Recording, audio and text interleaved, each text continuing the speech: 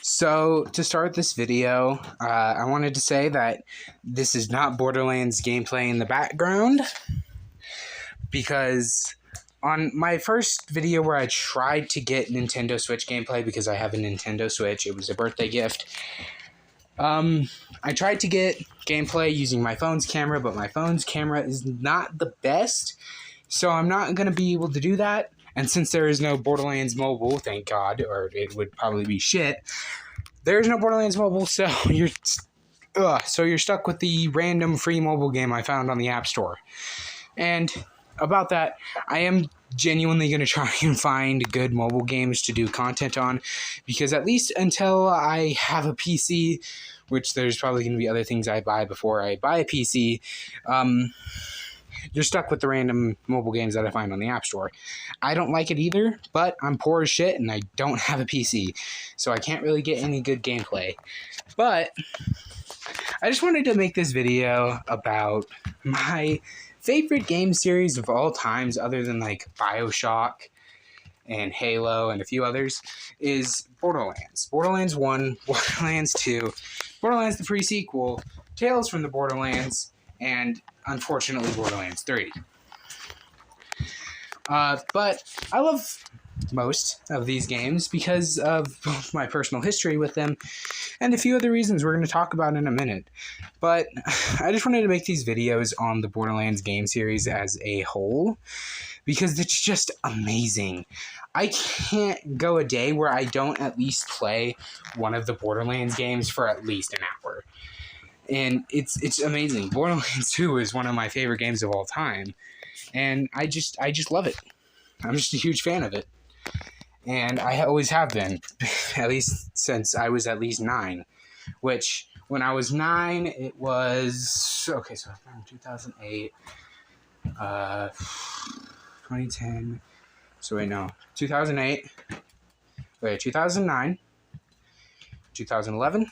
2012, 2013, 2014, 2015, 2016, 2017, 2018, 2019. I was 9 in 2019?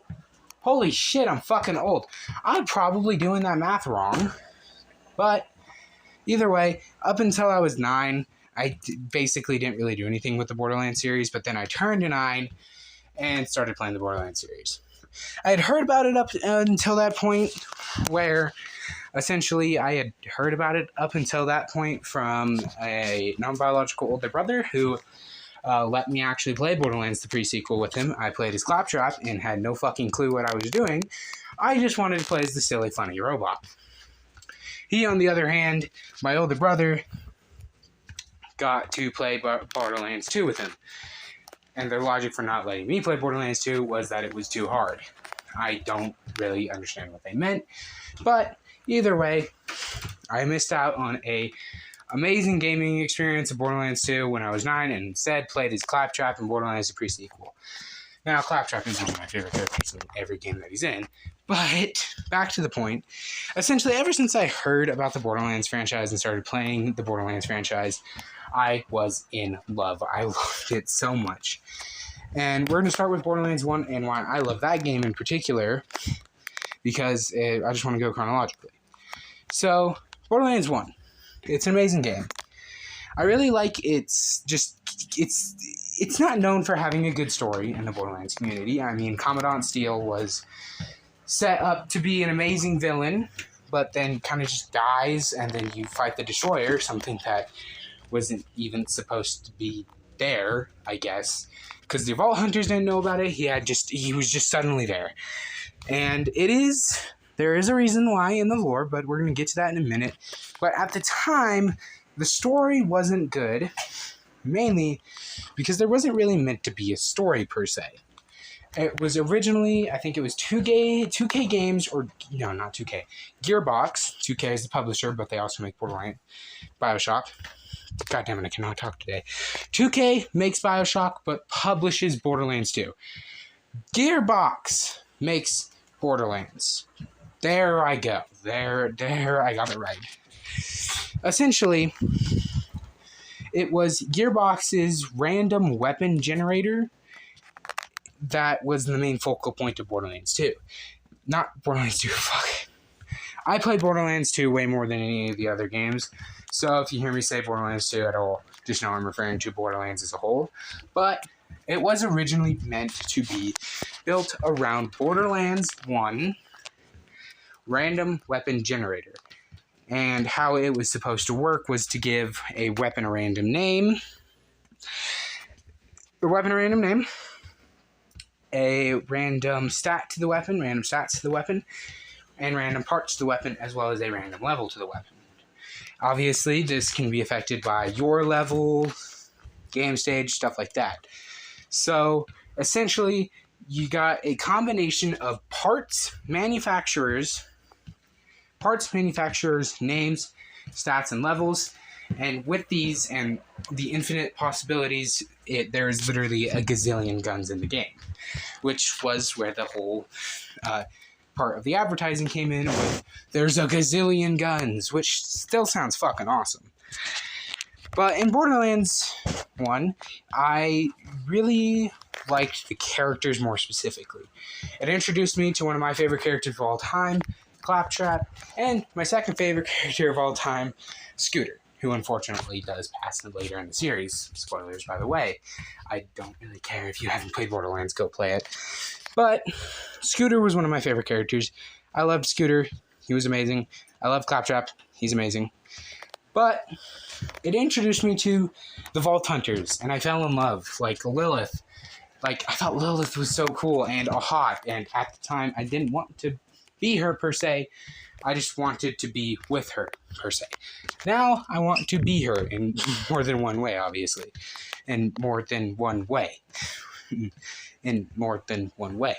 Brick, I just thought Brick was badass. Like, it's just this really big, muscular man. And it's like, at the time, whenever I first started playing Borderlands, I wanted to be like him. He was so muscular and buff and strong and awesome. And like, even Marcus, the guy who drops you off, is like, oh, you big guy in the back, I'm not going to make fun of you. You looked like you headbutted a rock and made the rock cry, and your burps smell of blood. Like, come on. That's cool. And then there's Mordecai, the hunter, who's like this really badass marksman, who's like just always never misses, even whenever I play him, I have terrible fucking aim. But like, he never misses, and he loves his pet bird, and he's like, when you first meet him, he's playing with his blade and showing off how fucking good he is with it. And then it's just like there, sitting alone quietly, and like one side of the bus is Roland, who, whenever it's like, I guess the camera pans to him, he blocks it out because he doesn't want his face to get out there. But like, he's just so cool and doesn't really care because he's not in it for the publicity at that point. And it's really cool, and they're all just amazing characters who actually have a great dynamic even in the first game, because they make sense that they're together, because they each build off of each other's strengths and flaws. Like, as an example, Mordecai, very far-range based fighting, and if you can tell, he isn't exactly the strongest. He has very thin arms. But, and Brick is very close range. I mean, his main weapon is literally his fucking fist. But, like, you know, there he is. You got Brick, this big old strong buff man. And then Mordecai, this really splendidly noodle arms looking guy. And then Lilith complements this by having her main thing be kind of like SMGs and phase walking into enemies. And Roland's covering support, protecting all of them. Like, their strengths and weaknesses, even in the first game, build onto each other, and it's really great to see how this could later evolve if things didn't happen the way that they happened in Borderlands 2. But, essentially, Borderlands 1 set the bar very low in terms of story, but very high in terms of gameplay. Borderlands 1 gameplay is fucking amazing in my opinion. Like, booting it up and selecting a new character right from the start, it's so fun. The gunplay, great. In the first area, there's a secret chest that you can jump on top of a building to get, and it's out of the way, and you have to, like, explore.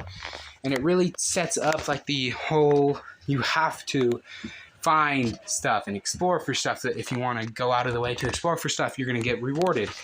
And it sets up that whole looter shooter as the entire area is just filled with like random boxes and stuff you can loot, and it's really cool. And then like once you get to the bandits, you're introduced to like really shooting your gun and stuff, and it's really satisfying. And the weapons, they just feel good. Like weapons in Borderlands 1 go bang bang. And that's all you need. Yeah, there's elements and stuff like that. Yeah, there's Iridian weapons. But otherwise, they're just so cool. But then we get on to Borderlands 2, and take whatever I said, praise about Borderlands 1, and multiply it by 15. Its character's great. It introduced me to one of my other favorite characters of all time, Sir Hammerlock. I mean, one of the Vault Hunters of all time is one of my favorite characters from Borderlands, being Krieg the Psycho. I just love his gameplay. I love his story. I love his lore. But then, like, you get off the bus, and you don't, like in Borderlands 1, you get off the bus, right? And boom, you're introduced to Claptrap, boom, you're shooting bad guys. Borderlands 2, you fight in the very cutscene. Your characters take down, like, an entire squadron of Hyperion soldiers. And then they make their way to the front where they're confronted by a dummy of Handsome Jack who says, well, shit, you guys fucked up, blows them up in the train, and then you get to meet Claptrap. Right from the start, the game is action, peak action, peak calm, peak action, and it's so fun. Unlike in like Borderlands 1 where you get in a gunfight, and then boom, after the gunfight is done, the slow guitar hums, they stop. They stop during the gunfight. Then, when the gunfight is over, there's just some melodramatic guitar tunes, and it's really nice. And then, in Borderlands 2, no matter which corner you turn, there's going to be action. There's going to be action. You turn in the corner in the Bloodshot Stronghold, boom, you're confronted with another ton of bandits to shoot. And it's awesome. Borderlands 2 also made guns a whole lot more unique. Like I said, Borderlands 1, guns go bang bang. Borderlands 2, guns go bang, pew, pew, pew, and all that stuff. And it's really cool because like some of my favorite weapons are unique in some way. They don't just shoot bullets. They do something special. Like the Kerblaster. The Kerblaster, it's a Torgue rifle, shoots a micro missile out of its freaking barrel. Bam. It blows up, but it also turns into a cluster grenade and blows up, so it makes it ideal for dealing with groups. And it's awesome. And then there's the Unkempt Herald, another Torgue weapon that shoots like 7 bullets at one time, and it's awesome. Guns in Borderlands 2 are just so much better than Borderlands 1. And once again, anything about characters and stuff from Borderlands 2 and 3, Borderlands 2 and 1 carry over to Borderlands pre-sequel, the true Borderlands 3 in my opinion. But Borderlands 3 also introduced us to a bit more lore. It was much more lore heavy in my opinion than the other games, which is fine.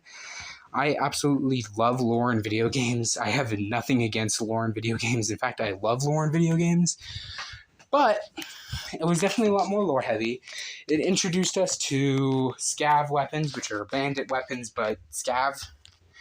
And then it also introduced us to laser weapons, which I really wish made a return in Borderlands 3. Would have made the game a whole lot better, in my opinion, because I loved the laser weapons. I mean, one of the laser weapons in Borderlands, the pre-sequel, god damn it, I cannot fucking talk today. One of the unique laser weapons in Borderlands, the pre-sequel, is literally a doll weapon, which, at the time, doll had the unique ability of, when you aim down sights, your weapons go burst mode. It was a laser weapon, so it was a burst fire laser that had an American camo decal on it. And it looked amazing, and I used it throughout basically the entire campaign of Borderlands pre-sequel. Once again, the same praise I have for the other 2 games for Borderlands the pre-sequel. But then we're going to get into the multiplayer element. And unfortunately, I'm running out of time, but I want to just share my quick words on the multiplayer element. I have very nostalgic memories of playing Borderlands 2 with my homies and just turning it on, loading up a game and being like, hey, you want to go on to that other save that we created, or do you want to make a new one? And he'd be like, oh, let's make a new one. We'd go through all the opening stuff in like 5 minutes, beat Captain Flint in like 10, and then we'd get to Sanctuary, and we just go crazy with the side quests and all that stuff, and we would talk, and it was so much fun. And I really miss that, but unfortunately they moved on to other games, and Borderlands 3, a game that I'm not going to talk about because its story is fucking dog shit, and the game is fucking dog shit. Whew, I really hate Borderlands 3. But that is unfortunately all for today. I am running out of breath, and I was making dinner whenever I first started recording this, so it's probably not the smartest idea to keep on recording. But thanks for tuning into my little rant about Borderlands. It's one of my favorite game series, and I really love it. So thanks for watching this downright dog shit video. And also, this is my first time trying to get into longer form content. This is one of my only videos so far that has gone past like the 5-minute mark. And I think that is amazing. And it's really nice that I have been able to do that with my YouTube channel, because this is the type of content I want to make. Long form content where people can put me on in the background and listen to me. Thank you for watching this so much. Please watch again, share, like, subscribe, all of that, normal YouTuber BS. And continue watching my content because it's really nice. Thanks. Talk to you guys later whenever I make my next video.